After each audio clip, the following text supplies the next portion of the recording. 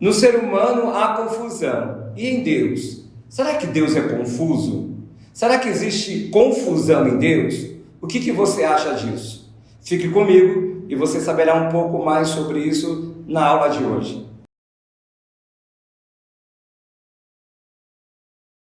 A Bíblia diz que Deus não é um Deus de confusão, mas sim, pois Deus não é um Deus de desordem, mas de paz, como em todas as congregações dos santos. O tema dessa aula de hoje é Deus não é um Deus de confusão. E o que significa isso? Esse versículo ele foi escrito pelo apóstolo Paulo. O significado dessa frase indica que Deus não é um Deus de confusão, não é um Deus de desordem, nem se agrada dela. Na verdade, a confusão é contrária à natureza de Deus, uma natureza de paz, ordem e harmonia. Vamos entender melhor sobre isso através de alguns pontos que eu preparei. Primeiro, por que Paulo escreveu sobre que Deus não é um Deus de confusão? Paulo escreveu que Deus não é um Deus de confusão em um texto em que ele fala acerca dos dons espirituais e da ordem no culto. Alguns crentes da igreja de Corinto estavam adotando um comportamento completamente inadequado com relação ao uso dos dons concedidos pelo Espírito Santo. Então, alguns irmãos, eles, quando leem esse texto, esse versículo, logo remetem a uma ordem inicial, início, meio e fim. E que para que não haja uma desordem, para que haja uma ordem no horário do culto e no término do culto, mas isso não é uma verdade. Mas o que Paulo está falando não é exatamente isso. O culto deve ter uma ordem, deve ter uma liturgia, começo, meio e fim. Mas para que tudo isso seja encaixado com tudo que está fazendo, precisa também haver uma ordem sobre aquilo que a Bíblia nos diz, que a Bíblia chama de dons, os dons do Espírito. Ao invés deles aplicarem os dons que receberam para a edificação da igreja, eles estavam utilizando tais dons de uma forma que ameaçavam a harmonia da comunidade cristã. O resultado disso é que o culto que deveria ser adoração a Deus e uma realização de uma ordem espiritual, juntamente com o entendimento, havia se transformado numa verdadeira bagunça, como nós vemos nos dias de hoje. Às vezes as pessoas que estão visitando pela primeira vez uma igreja, determinadas igrejas, elas não conseguem entender o que está acontecendo. E tudo isso é remetido àquilo que são as manifestações do Espírito Santo. E as pessoas, elas entram já confusas e saem confusas mais ainda. Por quê? Porque elas não entenderam aquilo que aconteceu dentro de um culto, aquilo que foi realizado de forma. Então, e por isso não há uma ordem na execução, no momento da adoração, do louvor, da exaltação ao Senhor. É claro que o Espírito Santo deseja usar as pessoas, mas ele fará isso com ordem e decência. A ordem e decência não está só relacionado ao início e ao término, ao final de um culto, mas em tudo aquilo que vai acontecer, através dos louvores, através dos testemunhos, através da palavra, através até mesmo dos recados, dos avisos que são dados durante a igreja. Eu acredito que em tudo isso o Espírito Santo está comandando. A segunda coisa que Paulo fala sobre é um caso que era muito grave. O caso era tão grave que costumes pagãos estavam sendo introduzidos nas reuniões da igreja.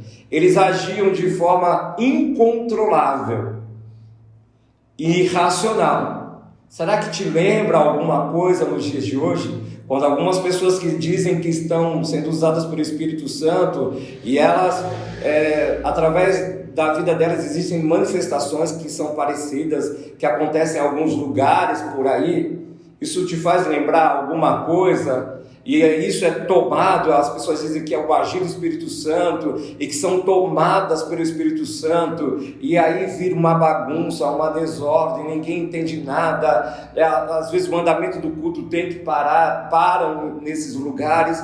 E aí, como é que você acha que o Espírito Santo, como é que você acha que o próprio Deus fica num momento como esse? O Espírito Santo, eu creio que ele usa pessoas, mas precisamos entender que o fato do Espírito Santo estar usando alguém, seja lá através de uma interpretação de língua, seja lá através de um dom de profecia, de trazendo uma revelação durante aquele momento do culto, lógico que o Espírito Santo vai respeitar todo um segmento, principalmente aquelas pessoas que estão ali comandando aquele culto, seja o pastor, quem ele designou. O Espírito Santo vai trazer clareza para o momento, para que todos saiam dali conscientes daquilo que ele realizou, daquilo que ele falou, daquilo que ele fez. Nada é irracional.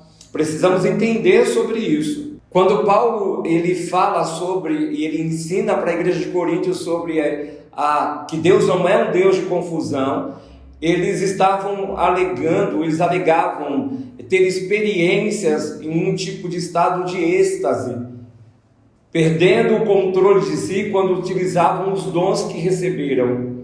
O pior é que eles faziam isso e diziam estar sobre a ação do Espírito Santo. Em outras palavras, eles perturbavam a ordem do culto, utilizavam os dons espirituais de forma inadequada e ainda colocavam a culpa no Espírito Santo.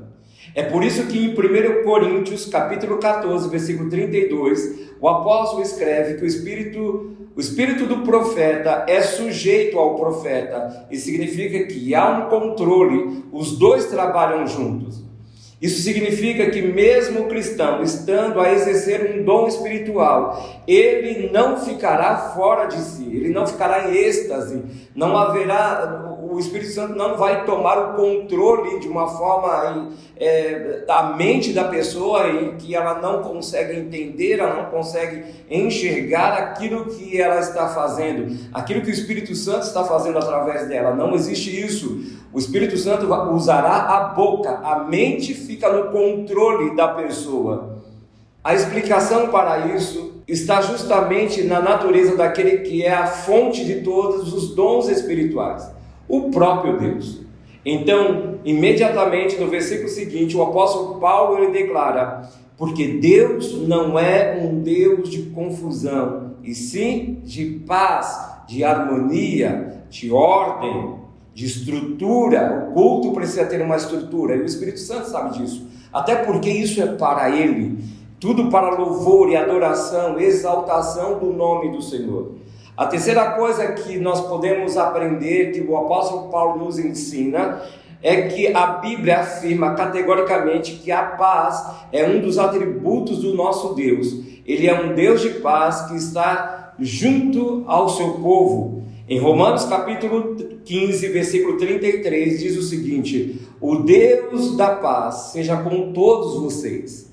O Deus da paz seja com todos vocês. Não deve haver confusão na reunião da igreja, no ajuntamento da igreja. Em Hebreus capítulo 13, versículo 20, diz o seguinte: o Deus de paz, que pelo sangue da aliança eterna trouxe de volta dentre os mortos a nosso Senhor Jesus, o grande pastor das ovelhas, os aperfeiçoe em todo o bem para fazerem a vontade dele, fazer a vontade dele, fazer conforme o Senhor deseja.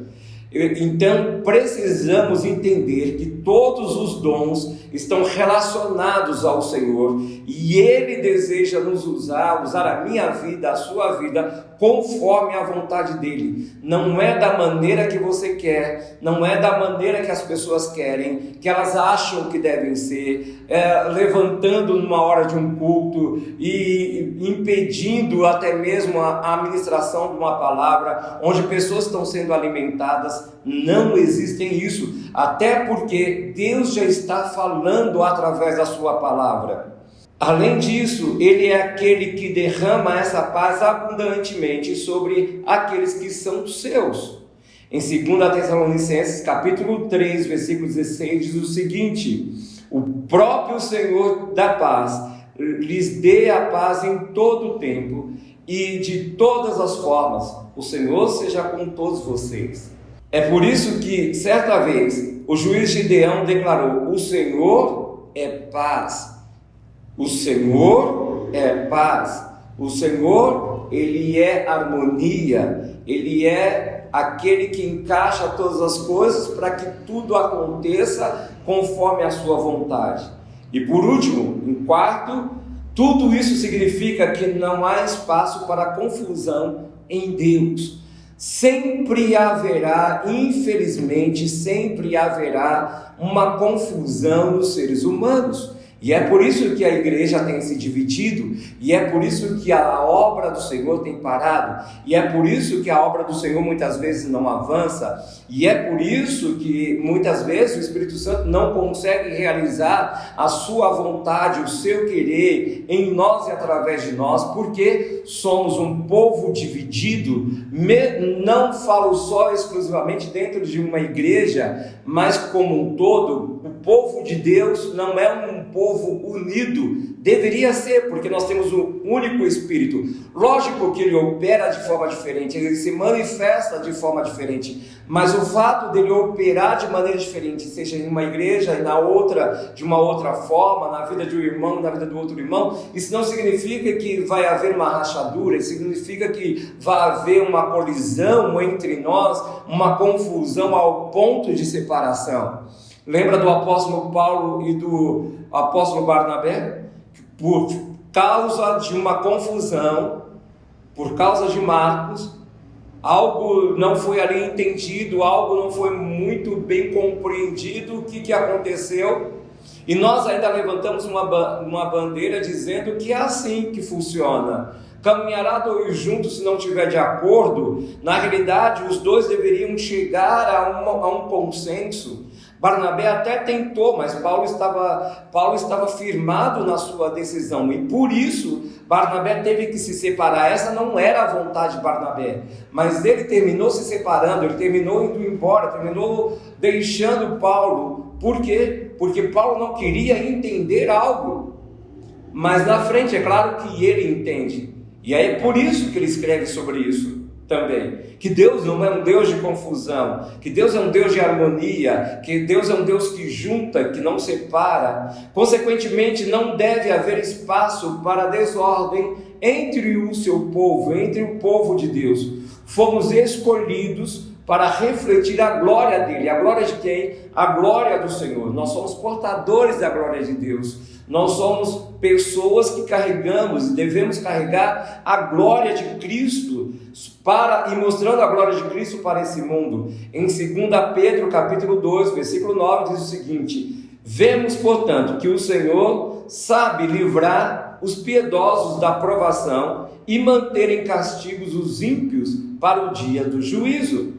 Portanto, como poderemos falar de um Deus de paz e de ordem? Como poderemos ministrar? Como poderemos ensinar? Como podemos falar sobre isso de uma forma desordeira? Não existe isso.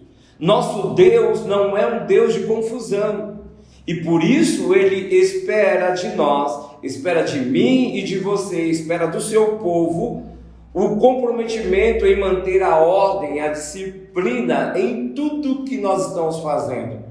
Nós entendemos que se eu entendo que o culto tem uma ordem, que o operar das manifestações do Espírito Santo existe uma ordem, que os dons são usados de uma maneira pelo Espírito Santo em ordem, com uma ordem, isso significa que a minha vida no dia a dia, a sua vida no dia a dia também terá essa ordem.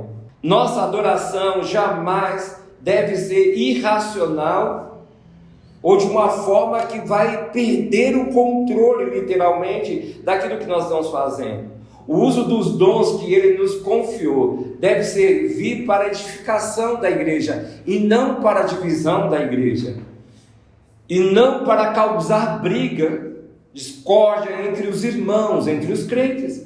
Portanto, Deus é um Deus de ordem e de paz, e isso serve de exortação para que façamos todas as coisas com ordem e decência. Ordem e decência. E tudo isso vai para a nossa maneira de viver, não só dentro de um local onde a igreja se reúne, mas a nossa maneira de viver, de agir, seja lá onde for. Ordem deve ter ordem e decência. Deus não é um Deus de confusão. Em mim e em você, infelizmente, até pode ter essa confusão toda, a falta do conhecimento, a resistência em conhecer ao Senhor através da sua palavra, e como o Espírito Santo opera através da sua palavra, e como Ele deseja manifestar tudo isso, operar através de nós, que somos os seus instrumentos aqui nessa terra. Ao não buscar conhecimento e entender sobre isso, pode gerar uma desordem, não só dentro de uma igreja, um ajuntamento, dentro de um culto, como também na nossa maneira de viver. Que a sua vida seja uma vida de ordem e decência para a glória de Deus. E eu te espero na próxima aula, em nome de Jesus.